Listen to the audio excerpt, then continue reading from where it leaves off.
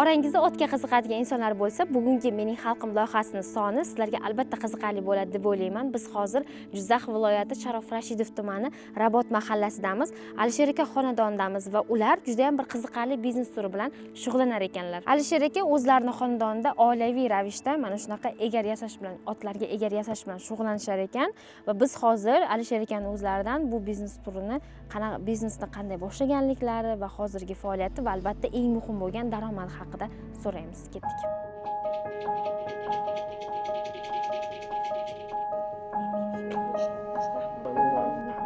Alisher aka, assalomu alaykum. Assalomu alaykum. Yaxshimisiz? Yaxshi. Mana biz hozir Jizzax viloyatining Sharof Rashidov tumanidamiz. Siz haqingizda uzoqdan eshitib keldik. Rostdan ham mana shu bir noodatiy biznes turi bilan shug'ullanar ekansiz, egar yasash bilan. O'zi umuman olganda, masalan, siz atrofingizda bu biznes bilan shug'ullanadigan, bu yo'nalish bilan shug'ullanadigan hech kim yo'q ekan. Ya'ni sizda umuman raqobatchi yo'q deyishdi-da. Shunday bo'lsa Qanday kerak. qilib bu sizni xayolingizga keldi? Qachon boshladingiz bu biznesni? Hozirgi kunda holati qanaqa? Endi asosiy bolaligimdan ustachilikqa qiziqib, usta bo'lib qolganman. Sababi bir tog'am bor edi, bir otning egarini sindirib qo'ygan ekan. Olib kelib sen qo'lingdan keladi, shuni yasab ber. Men qiynaldim bunda degandan keyin shundan o'rganib ketganman. 6 yil bo'ldi, ishni yig'ishtirib, mana shu o'rganmaslik bilan ishlayapman. Doimiy o'zingizni shu ish bilan band qilgansiz 6 yildan beri. 6 yil, 7 yil debman. 6 yil, 7 yildan beri. Endi bu biznesni bir o'ziga xosliklarini tushuntirib bering. Qanaqa qilib bu biznesni hozirgi kunga, hozirgi holatigacha keldi? Nechta ishchi ishlatyapsiz? Hozir endi oilaviy ishlayapmiz endi 4 ta 5 ta bo'lib. Farzandlaringiz bilan birga. Farzandlarim bilan ishlayapman hozir. Mana shu instrumentlarni bozordan olib kelib, yasab, tayyorlab klientlar bor, klientlarga beraman. Birov 2 ta tayinlaydi, birov 3 ta tayinlaydi. Birov 4 ta deydi. Tayyorlab berib beraman. O'zlari kelib olib ketadi. Bir qillarga pochta qilib beraman. Ish hajmi qanaqa? Bir kunda nechta egar yasaysizlar mana shunaqa egardan? Endi hozirgi momentda o'zim bo'lsa bir 2 ta yasash mumkin. Agar bolalar bilan ishlasam 3 ta 4 ta yasayman. Buni endi qanday yasaladi? Bir tushuntirib bersangiz mana. Egar hozir bu tayyor, a? Ha, tayyor. Asosiy buni yog'ochlardan tayyorlab, mana bu qoliplarga qo'yib, mana turbalarni o'zidan tayyorlab, bu yerda ona qilib, nima deydi, suvarga qiladigan suvarga qilib, charim qo'yadigan yerda o'tirib olib charim qo'yamiz. Bu yerda charim qo'yadigan joy bor. Charim qo'yamiz, unday tayyorlab ularni. Mana shularni qo'yib, nerlar, qoshlarini chiqarib, hammasini tayyorlab, tegishini ana mashinada tigamiz. Shuni klientlarga tayyorlab berib beramiz-da. Bu endi mana qarang, temirdan qilinar ekan, svarkalaysiz, to'g'rimi? Svarka qiladigan yeri bor, svarka qilamiz. Svarka qilmaydigan ularni barisini turbaning o'zidan keramiz. Instrumentlari bor. Shuni tayyor bo'lgan mahsulot 4 ta, 5 ta berib beramiz. Yana bozordan mahsulot topib, yana tayyorlab beramiz. Buni masalan otning o'ramalari. Hozirgi kunda buni ko'p borgancha sovuq paytlar onuqlari. Otni o'ziga yopib qo'yiladimi bu? Ha, bu ustiga egarning ustidan ostiga qo'yiladi. Qanday ko'rsatingchi, qanaqa bo'ladi o'zi bu? Bunday turadi-da. Otning ustida bunday yopiladi, bunday oldin.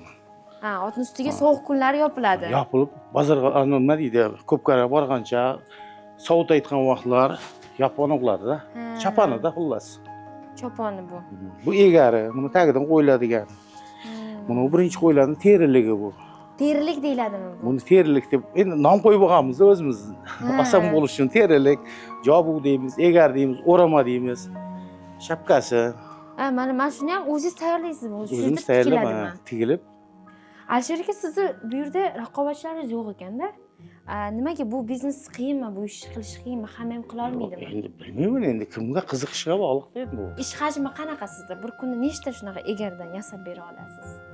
Hozir o'z-o'zini tayyorlasam 5-6 tani tayyorlayman. Masalan, buni 2 ta desa, 2 ta bundan tayyorlasam, 2 ta bundan tayyorlasam, manodan deydi.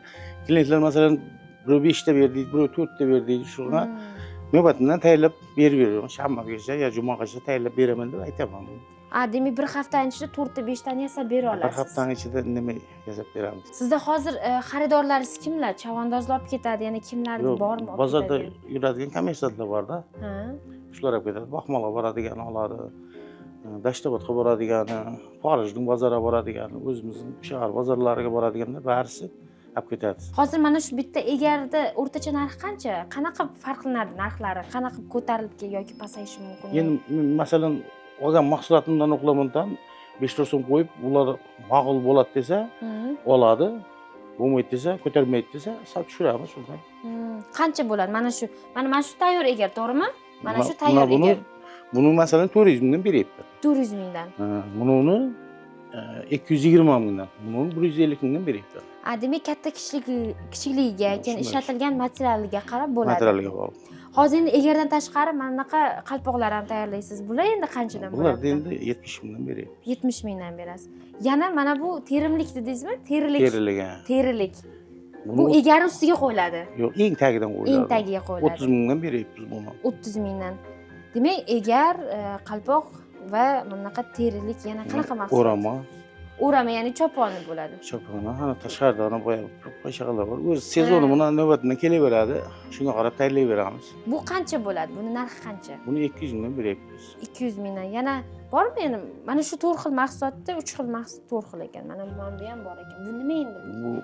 Bu jabu deydi, buni tagidan qo'yiladi. Birinchi uni qo'yadi tag'in. Birinchi mana buni qo'yiladi. Buni qo'yiladi, otning ustidan. Keyin ana undan keyin buni qo'yadi tag'in, buning ustidan egarni qo'yadi. Keyin oil tortaveradi. Mana bu qanaqa materialdan? Bu kigizdan qilinganmi? Kigizdirmi? Bunaqandan qo'yiladi, kigiz deyiladi, boshqa. Mana shu kigiz deyiladi. Shular, ana shulardan qo'yiladi. Bu endi qancha buni narxi? Bu 80 mingdan beryapti. 80 ming. Buni tikish qiyin emas. Qalingina ekan. Mashina tikadi. Mashinkada tikiladi. Endi bu biznes o'zi foydalimi? Rostdan ham ko'p foyda keltiradimi odamlar? Agar shug'ullanmoqchi bo'lganlar bo'lsa, qanaqadir maslahatlaringiz bormi? Maslahat berasizmi? Endi bu постоянно ketavermaydi-da endi. Mavsumiy soha bu. Mavsumiy masalan. Qachon, qaysi payti yaxshi sotiladi bunaqa? Buni aslida bular sentyabrdan yangi yilgacha yaxshi ketadi. Ular ana shular hammasi. Buni endi qishin yozi ketaveradi ular bu yoq. Demak, siz sohangizda mavsum bo'lar ekan. Mavsum bor. Mavsum bo'lgan, mana mavsum eng yuqorisiga, cho'qqisiga chiqqan paytda qancha daromad topish mumkin bundan? O'zi o'rtacha, o'zi qancha daromad topasiz? Endi shu qorag'azon qaynayapti, ko'p mana qo'yamiz deb. Endi kunlik xarajat. Endi shunaqa normalni ishlab yurganmiz, endi bir o'g'ilcha qo'shilganiga endi ishingiz tezlashdi. Tezlashdi, ham daromad yaxshi bo'ldi. Endi baribir odamlar qiziqadi, daromadi qancha bo'ladi deb hisob-kitob qiladi. O'rtacha daromadni ayting, bir oylik qancha daromad bo'ladi? Bir oyda indamasan 10 million topsa bo'ladi. 10 million bu sof daromadmi yoki xarajat? Sof daromadni o'zi. Ishchilarga beradigan xarajat shu summa, mana bunaqa material ketadigan xarajatdan tashqari 10 milliondan 15 milliongacha bo'ladi. Yaxshi ishlagan payt 15 million bo'ladi. 15 million bo'ladi. Siz asosan faqat mana shu soha bilan shug'ullanasiz, faqat shu soha bilan. Har xilda, masalan, bu yerda 5 xil, 6 xil bo'ladi, tashqarida bor ana. Nima deydi? Peshiqa, kurak bor ana. Qishloq xo'jalik mahsulotlari, qurollarini asboblari nima kerak bo'ladigan bo'lsa tayyorlab beraveramiz.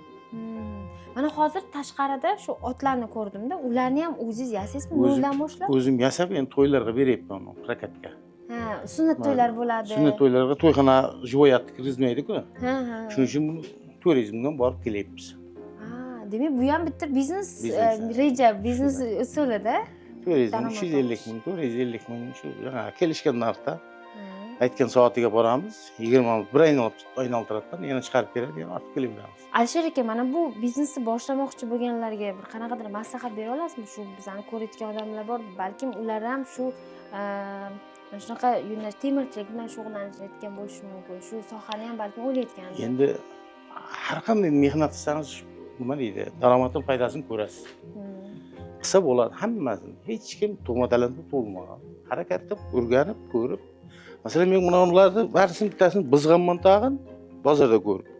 Asli bunaqandan boshlaganman. Buni buzib ko'rib turib, qilsam bo'lar ekan deb yasab chiqarganman. Demak, olib kelgansizda qanaqa yasalgan ekan deb o'rgangansiz. Shunday, masalan, odamlarda bor shu narsalar, рабочий egarlar, eski bo'lganlar bor.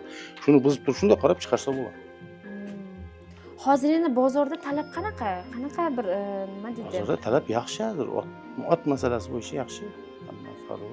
Mana mavsum bo'lmagan paytda yozda boshqa qo'shimcha soha bilan ham shug'ullanasizmi yo mana shuni o'zi sizni boqadimi? Qo'shimcha ko'p, mana bu yoqda ham tashqarida ishlar bor. Aslida men nima deydi? Klientlar bunday bo'lganda klientlar kutib turadi. Ertaroq yasab ber deb. Boshqa joyda yo'q. Men o'zim yig'ib tayyorlab sotolmay o'tirmayman-da. Doimiy xaridor bor Doimiy sizda. hammasiga doimiy bor. Chekka qishloqlarda mana juda ham ko'pchilik odamlar o'ylaydi, o'tiradi, nima biznes qilsam ekan, nima uyimdan chiqmasdan qanaqadir daromadli soha qilishim mumkinmi, chet elga ketmasdan degan savollar berishadi-da bizga ko'p. Shuning uchun so'rayman sizdan. Buni o'zi reallikda bormi shu sohani egallashi? Qiyin emasmi? Chunki temirchi bo'lish kerak ham, temirchini farzandi Yo'q, bo'lish endi kerak. asosiy ustachilikdan xabar bo'lish kerak-da. Shunda tezroq o'rganadi. Noto'g'ri pichib qo'yadi yoki noto'g'ri aniq qilib qo'yadi. O'z ko'z bilan masalan qo'l ishlaganda ham e'tiborda bo'lish kerak. Shunda yaxshi chiqadi. Bo'lmasa shunday tavakkal qo'yargan bilan to'g'ri chiqmaydi. Mana bu tikishlarni o'rganish. Tikishlar endi u asosiy mashinalari bu chizib qirqiladi bo'ldi.